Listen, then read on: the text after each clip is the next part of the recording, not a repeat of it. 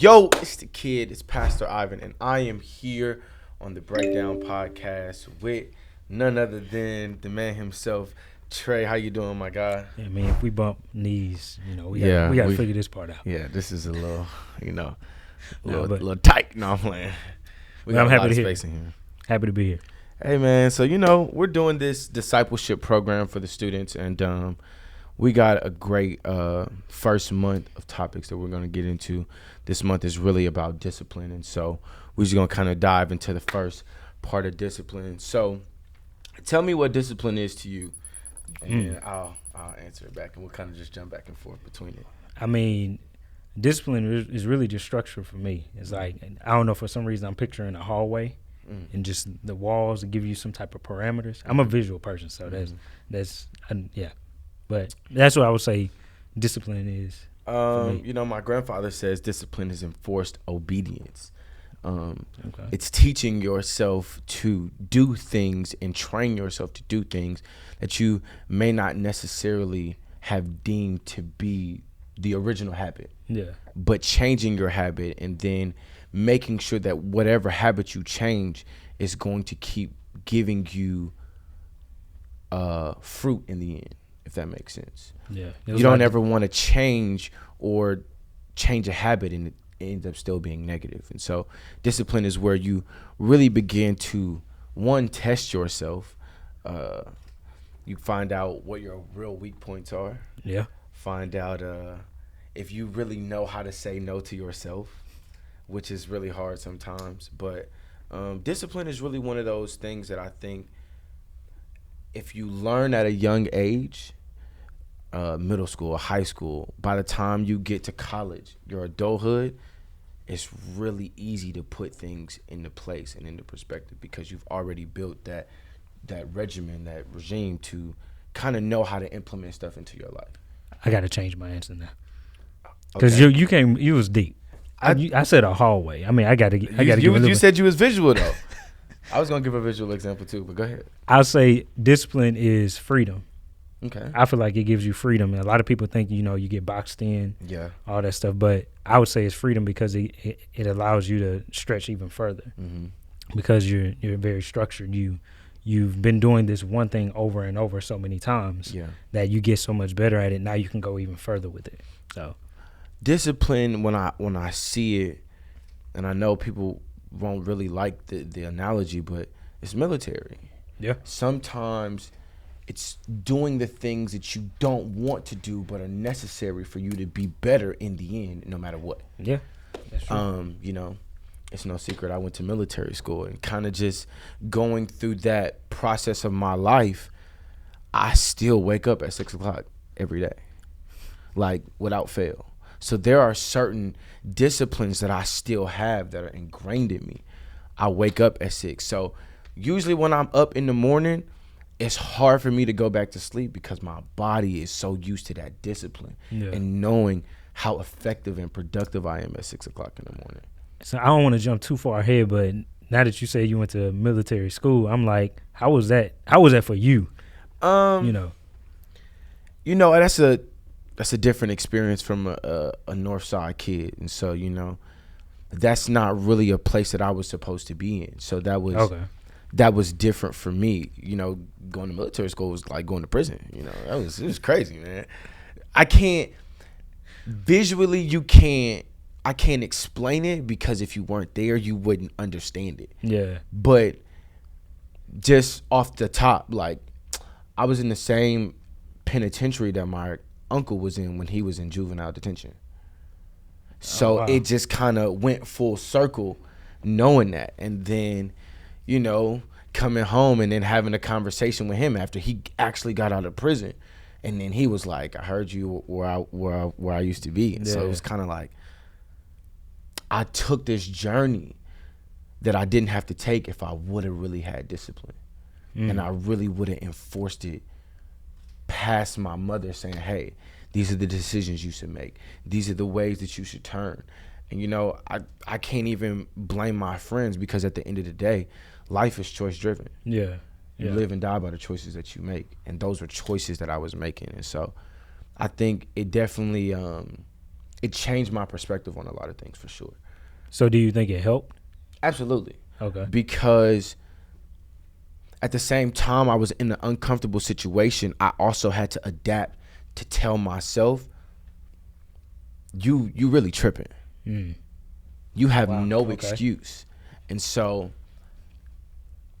it was really an adjustment for me to tell myself, do you want to choose that road, or do you want to take the road that God is going to lead you down? You could try and make your own road and try and pave this road, or you could do what God has already assigned you to do and walk it. Take it with the grace and the mercy that comes with it, rather than dealing with the people and the stress of trying to do it on your own. The betrayal. And I mean, I'm not saying walking with God is, it's all cookies and cream, but it's the best way to go. Yeah, it's a lot easier, or it's a lot better when you walk with him instead of trying to do your own thing. And like then speaking of discipline, having the discipline to say, okay, God, what's the next step? Because we always have new ideas, new creativity, but saying, okay, God, I know what I can do in my own strength, but what can we do together to be better, to do more? And so, even when we get into stuff like this, the discipleship program, it's not just discipline for them, it's discipline for me, for us as a team, to sit down, record, make sure that we're planning and processing and doing the things to build these teenagers up. And so discipline is it's a moral and a value that needs to be discussed more. Yeah. So, I mean, you kind of taking me a trip down memory lane, because I'm starting to think back on when I was younger. Tell me one of your discipline stories. We can't get into all that. No, yeah, we can. Nah, I mean, to be honest, I was a real, I would say I was a good child. I pretty much listened as much as I possibly could. I was very disciplined as far as my parents tell me something, that's what I do. I mean, had my moments, but I needed structure. So discipline came a lot easier for me. But when it comes to, being disciplined in the word, that's another muscle you got to just build in general. I didn't grow up strictly reading the Bible for myself, but I had to learn, if I wanted to get better with God and know God more, then I had to become more disciplined. Yeah. So I think for me, it's just I'm trying to, as you're talking about this, I'm trying to think, how did I get to that point where I was like, you know what, I need more discipline. And I know these, it's a lot of teens may be watching this, and teens may be like, yo, what I need discipline for? I don't need that. So I think when you really think about the essence of what discipline is, like you said earlier, it does give you a level of freedom. It sets you up for the future. And so, as you were sitting here talking, I'm thinking our disciplines that we instill in ourselves now show who we're gonna become. Studying the word and reading the word for me growing up wasn't always easy. Yeah. Finding different ways to study that helped me not only elevate, but still evaluate the word. Listening to it in audiobooks, watching other preachers online, listening to different people talk about the Bible. I'm a perspective person. Yeah. Because I want to know where people need to be ministered at. And so I like to hear people's different dialogues of where they get lost or where it doesn't really make sense, because to me, that's where we got to answer those questions. Yeah. A lot of people like to make it seem like, they can't do things because they don't have answers, but that's really where discipline comes in. That's what faith is. Faith is to go on this journey with God and to negate what you see with your visible eyes, but still have the passion and desire to follow the plan of God. That is discipline in itself, no matter what. I don't care who you talk to, any leader, any pastor, any counselor, anybody that is trying to set a standard will tell you that there's a certain discipline that you have to meet that requirement. So I'm going to ask you a more personal question. This is just something that came across to me. It's just I understand to be successful, you do need discipline, but is godly discipline necessary for success. Absolutely. And why is that? Your godly discipline and the things that you do inside of your faith and your relationship with God dictates what and who you're trying to become. At the end of the day, if I'm sitting back and I'm expecting God to do all of these things for me, that's just not how it works. Mm-hmm. The Bible says faith without works is dead. Yeah. So if I'm not doing my part of the work, my part of the discipline, we don't ever have to question if God is going to show up. Yeah. The most of the time we ask the question, it's when. Not that he won't, it's just when. Mm-hmm. God, I need you to do this, but we in the moment right now, so it's like, well, okay, well, when you going to make it happen? And then when it happens, we like, oh, I guess it was right on time, huh? I guess he did kind of catch me right there. I was tripping.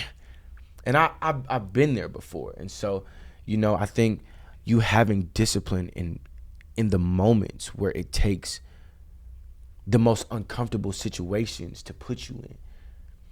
The most of the times you're uncomfortable, that's when God is stretching you, trying to pull that bad habit out of you. Okay, that's what you want to work on. That's what you gotta stretch yourself to do. And so, that's really what this whole chapter is about, is learning what discipline is and learning how to reflect and then apply it. Mm-hmm.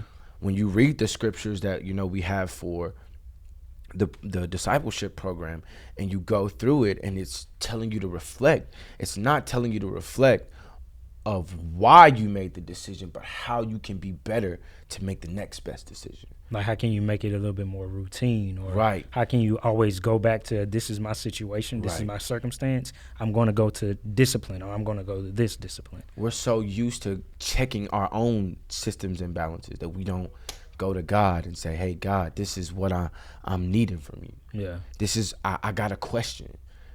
And he's not a God to ignore. Mm. You know what? That actually brought up, you were asking me what are some areas that I had to become more disciplined in. It's two areas, but I'm gonna just share one. When you go through, personally, my last year was an interesting year for me. Mm-hmm. I don't like to say it was bad. It was interesting. It was an interesting year. And we ended up on top. Oh yeah, absolutely, brother. Absolutely, ain't no other way. You know what I'm saying? Ain't no other way. But I realized as I was going through my pitfalls and my situations, I got out of the discipline of going to God when I come across something. Mm-hmm.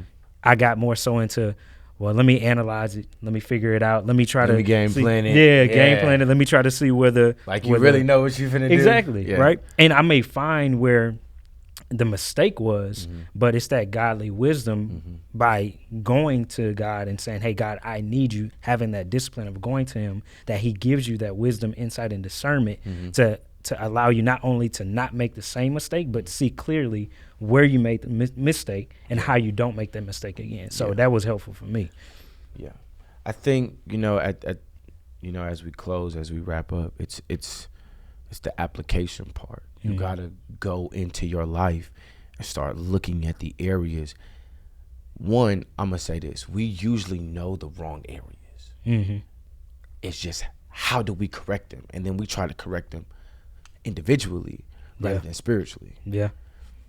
And then, the application part is to reflect and talk to God and say, hey, these are the things that I see. Tell me what you see, God, and let's fix it together. Then you have to have the discipline to go on the journey with God. When he tells you, hey, that's not the place to go, you got to stay home. When it's not that phone call to make, you got to hang up the phone. When don't send that text message, you got to learn how to lock the phone and stay away from it. Don't follow that girl on social media. Don't follow that boy. You got to know how to walk with God and listen. Yeah. It's the listening. Yeah. So I want to encourage everyone as we're closing to apply this to your life, to check the things that are going wrong, the bad habits that you have, reflect on them, use the scripture, and then go back with God and say, hey, I want to become better. I want to be on top. So God, let's fix it together. Today, you got 1 week to reflect with God and get it right. You got a nugget for him before we go? I mean, I'll just say with that reflection is a dialogue. It's a two-way street. Yeah. So don't just talk, listen. Yeah. And you got to, like you said, put that phone down. I'm working on that myself. Yeah. But just sitting still so you can hear from them. Yeah. So be patient, be still. God is going to work. See you next time. Peace.